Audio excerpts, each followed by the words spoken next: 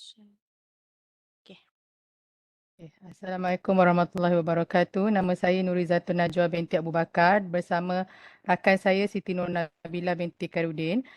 Untuk subjek pengantar komunikasi pada hari ini kami akan membentangkan assignment bertajuk perubahan budaya yang dibawa oleh teknologi komunikasi. Seterusnya saya serahkan kepada Siti Nur Nabila binti Karudin untuk pembentangan selanjutnya. Terima kasih Nurizatun Najwa. Seterusnya adalah 5 perubahan budaya dalam yang dibawa oleh teknologi. Satunya adalah media tradisional dengan media baharu, komunikasi pemasaran digital, perhubungan awam dalam dunia digital, komunikasi di tempat kerja dan juga peranti untuk teknologi komunikasi. Ini merupakan 5 perubahan budaya yang telah dikenal pasti dibawa oleh teknologi pada zaman dahulu sehingga ke hari ini. Seterusnya adalah media tradisional uh, versus media baharu. Masyarakat tradisi bergantung kepada media tradisional sebagai kaedah untuk menyampaikan atau menerima sebarang maklumat. Maklumat disampaikan secara lisan, membuatkan komunikasi dan interaksi sangat terhad dan maklumat yang disampaikan juga menjadi kurang tepat. Perubahan teknologi membangun telah menghasilkan pelbagai alat komunikasi yang serba canggih. Bawah, over to you. Perubahan yang memberi kesan atau sumbangan kepada masyarakat terhadap budaya media tradisional kepada media baru di mana komunikasi yang diperbaiki bagi membina atau memindahkan idea antara satu sama lain. Contohnya masyarakat pada zaman dahulu menggunakan surat, merpati ataupun burung untuk memindahkan mesej mereka, dan dengan adanya teknologi secara berperingkat dan berkembang, perkembangan maklumat ditukar kepada menggunakan telefon bimbit, email, TV, radio dan sebagainya. Pada masa kini, pemindahan maklumat boleh dilaksanakan melalui platform media massa yang mana maklumat disampaikan lebih pantas dan boleh berkongsi maklumat walaupun berada jauh. Contohnya seperti pada zaman dahulu semasa terjadinya kehilangan MH370, di mana masyarakat akan tunggu malam untuk tengok berita di TV untuk mengetahui maklumat berkaitan MH370. Tetapi berbeza apabila terjadinya heli yang terhempas di Elmina. Platform pertama yang masyarakat cari adalah TikTok pada ketika itu. Media sosial yang digunakan secara meluas sekarang adalah TikTok. Jadi info tersebut kita dapat melalui TikTok. Kita boleh tengok live-live yang dibuat oleh netizen ataupun media-media secara live di tempat kejadian. Uh, Selain itu, berkongsi secara terbuka tentang perasaan, pandangan dan isu peribadi. Di mana pada zaman dahulu mungkin apabila seseorang itu mempunyai isu peribadi seperti masalah rumah tangga ataupun masalah kesihatan mental dan sebagainya, mereka mungkin tidak selesa untuk berkongsi masalah-masalah tersebut dengan individu-individu yang terdekat. Tetapi dengan adanya perubahan ke arah media baharu, dengan adanya talian-talian bantuan seperti talian health, talian berkaitan dengan kesihatan mental, mereka lebih terbuka untuk berkongsi masalah ataupun mendapat bantuan daripada pegawai psikologi yang terlibat untuk menyelesaikan masalah mereka. Selebihnya boleh membantu untuk mengurangkan stigma masyarakat memandang negatif terhadap masalah-masalah yang dialami oleh individu tersebut. Seterusnya perubahan yang kedua.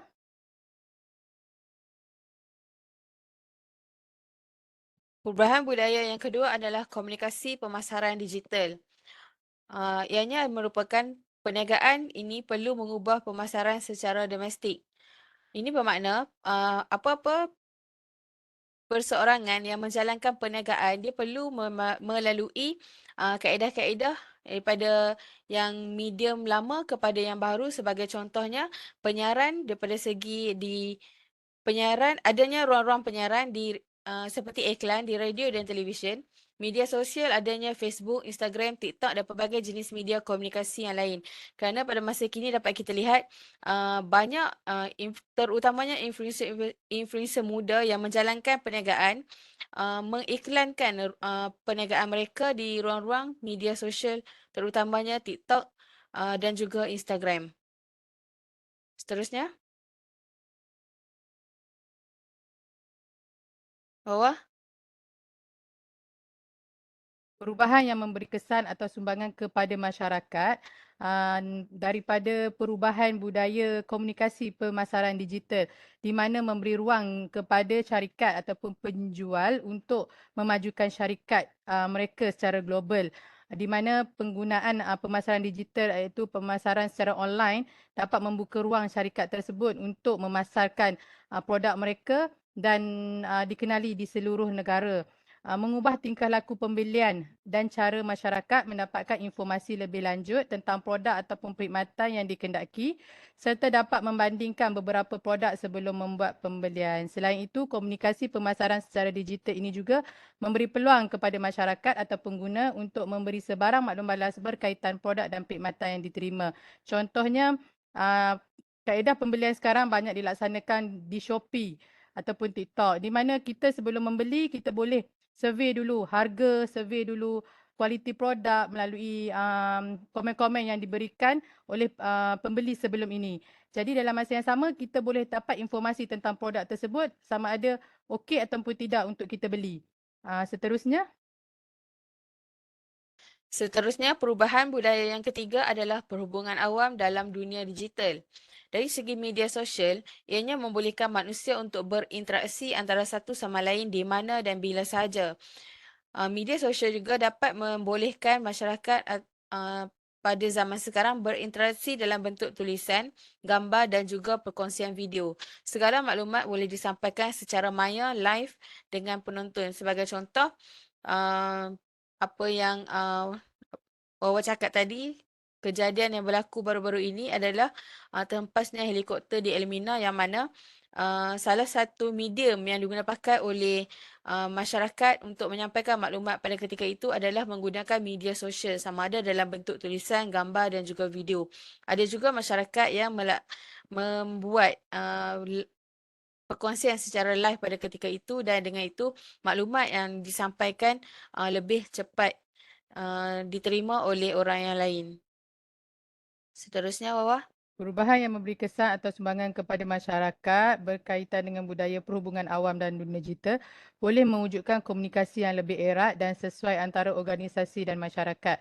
Dunia digital memaksa organisasi untuk memperluaskan operasi dan tindakan mereka di mana memberi peluang kepada masyarakat untuk mengakses maklumat secara terbuka dan organisasi perlu mengekalkan reputasi mereka dengan memberikan maklumat yang tepat dan benar. Keadaan ini mampu untuk meningkatkan atau membina kepercayaan masyarakat terhadap organisasi tersebut. Selain itu, perhubungan awam yang berjaya dalam dunia digital boleh membantu organisasi meningkatkan jualan, pertumbuhan pasaran dan seterusnya prestasi yang terbaik secara keseluruhan. Penglibatan dalam media sosial dan platform digital boleh membina komuniti masyarakat yang setia yang menyokong produk ataupun perkhidmatan sesebuah organisasi. Saya bagi contoh syarikat saya iaitu Tenaga Nasional Berhad di mana Tenaga Nasional Berhad juga terlibat dalam dunia digital dengan mewujudkan Facebook, K-Line untuk aduan-aduan yang di mana pelanggan boleh membuat aduan secara langsung melalui platform Facebook tersebut. Selain pada itu, apabila terjadinya sesuatu perkara yang diviralkan ataupun maklumat-maklumat yang tidak sahih yang diviralkan oleh pengguna di dalam media sosial tersebut, syarikat boleh mengenal pasti dan menyelesaikan masalah tersebut dengan segera. Uh, uh, Seperti yang terjadi sebelum-sebelum ini, apabila netizen ataupun pengguna memviralkan isu-isu kenaikan kadar bil elektrik dan syarikat dapat menghubungi secara langsung untuk memperjelaskan situasi berkenaan di media sosial tersebut supaya tidak mendatangkan pandangan negatif masyarakat kepada syarikat sekaligus situasi itu boleh menjatuhkan reputasi syarikat. Seterusnya. Okay, seterusnya, perubahan budaya yang keempat adalah peranti untuk teknologi komunikasi. Seiring dengan edaran masa, pemain-pemain industri dalam bidang teknologi gigih membangunkan peranti yang canggih dan bersaing sesama sendiri. Semenjak kewujudan wabak penyakit COVID-19 telah menjadi perkara biasa untuk pekerja bekerja di rumah dan semestinya mereka akan membawa bersama komputer, juga telefon bimbit, sama ada dari rumah ke tempat kerja ataupun sebaliknya. Private and confidential atau akta kerahsiaan secanggih-canggih teknologi haruslah mempunyai satu sekatan. Ini penting terutamanya pada masa kita terdapat banyak golongan yang celik IT menggunakan ke arah yang salah sebagai contoh skamer. Uh, teknologi yang canggih, teknologi yang canggih sekarang ini ada baik dan buruknya. Sebagai contoh, ianya dapat ianya boleh membuatkan maklumat peribadi kita diceroboh oleh orang lain. Dengan itu mesti adanya satu sistem untuk mengesan uh, uh, pencerobohan data ini. Sebagai contoh di tempat kerja saya, segala sistem yang ada terutamanya yang berkaitan dengan human resource, maklumat pekerja, gaji, cuti dan sebagainya, hendaklah adalah di dalam sistem yang dikawal oleh satu security code yang sangat ketat, atau yang lebih simple lagi adalah pada sistem kehadiran itu sendiri. Attendance sistem itu pun tidak membenarkan orang lain untuk akses kepada data-data kita. Dengan itu, akta data-data kita tu akan menjadi lebih selamat. Seterusnya, Wawa. Kesan ataupun sumbangan kepada masyarakat berkaitan dengan budaya peranti untuk teknologi komunikasi. Penghubung teknologi komunikasi sangat pantas berubah dan digunakan di seluruh pelosok dunia. Kaedah pantas dalam mencari berita, artikel, informasi dan sebagainya. Perkembangan teknologi komunikasi menjurus kepada penggunaan telefon pintar, komputer riba untuk melayari internet merupakan suatu kemestian.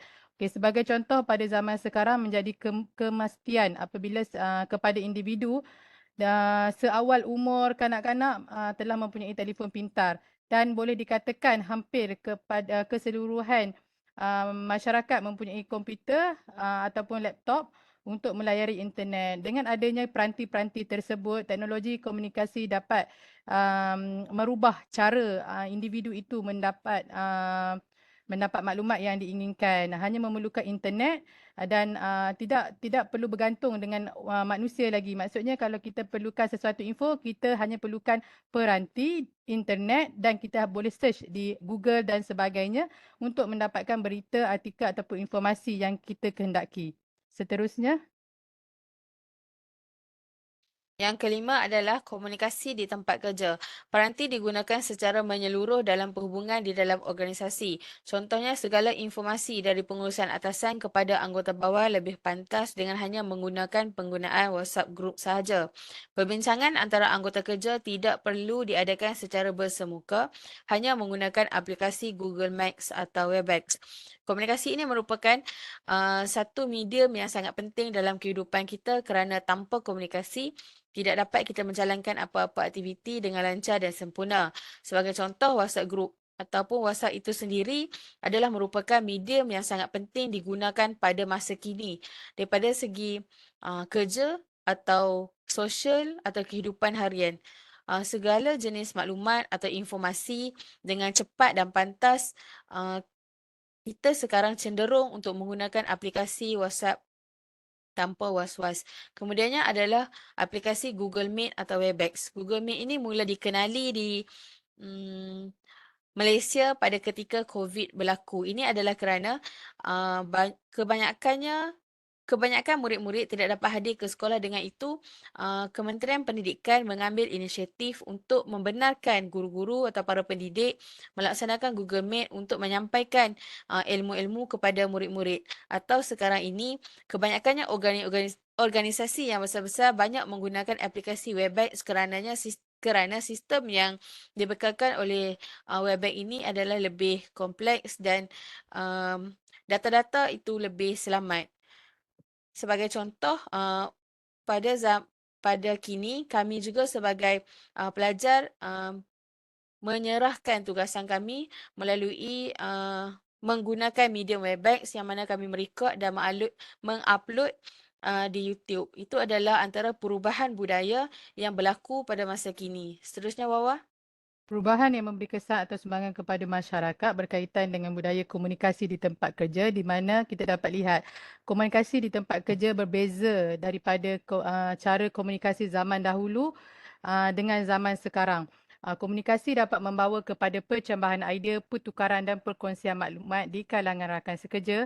Komunikasi berkesan juga berjaya membina bonding yang kuat sesama pekerja dan seterusnya dapat mencipta hubungan yang baik, bekerjasama bertolak ansur dan menyiapkan tugasan seterusnya mencapai tujuan organisasi.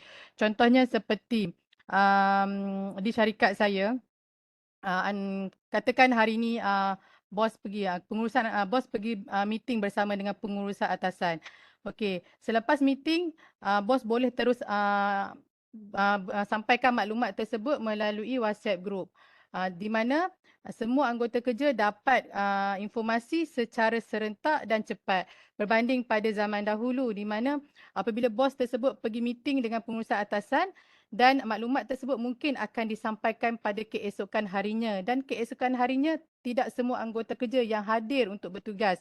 Selain pada itu, perubahan yang ketara kita dapat lihat komunikasi di tempat kerja yang mana pada zaman dahulu apabila meeting dilaksanakan perlu melibatkan anggota kerja yang berada di kawasan-kawasan yang bukannya daripada negeri yang sama. Jadi mereka terpaksa datang ke tempat yang perlu dilaksanakan meeting di mana memerlukan kos, memerlukan masa.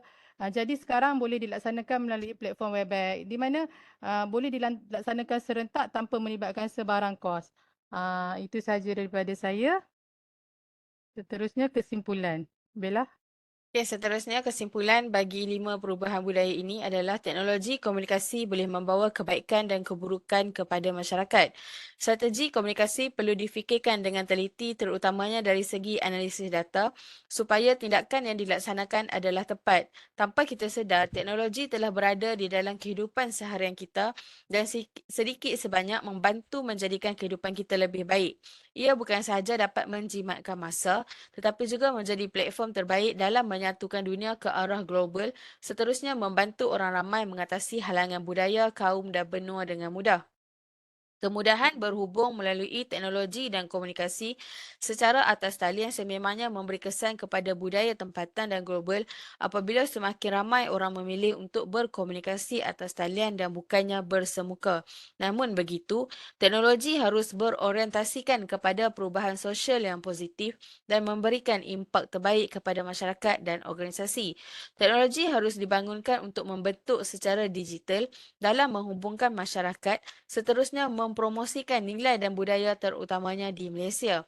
Dengan pesatnya kemajuan teknologi dan komunikasi digital ini, ianya mampu membina masyarakat majmuk dan organisasi yang menghormati antara satu sama lain, menggalakkan inovasi terhadap pertumbuhan semasa negara dan terus maju menjadi sebuah negara yang membangun.